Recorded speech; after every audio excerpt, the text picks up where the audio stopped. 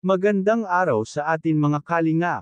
Mga kalingap, may panibago po tayong update kay Dara. Kuya Rab muling pinayuhan sila Dara bago ito umalis. Pero bago po yan mga kalingap, kung bago pa lamang kayo sa channel ko baka naman po pwedeng pa-like and subscribe my channel para lagi po kayong updated sa aking videos.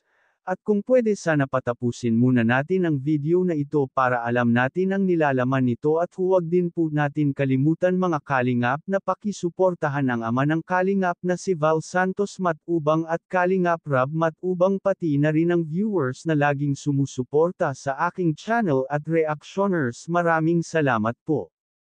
Mga kalingap, pinayuhan ito ni Kuya Rab sila Dara at Bea bago ito umalis dahil matagal na naman ito sila makabisita sa kanila. Sinabihan ito ni Kuya Rab na palagi sila ito mag-iingat at magsasara ng pinto palagi bago sila matulog. Sila na lang ulit dalawa ni Bea ang magkasama mga kalingap dahil umuwi na ito ang kanyang ate. Kaya hindi maiwasan na mag-alala ito si Kuya Rab.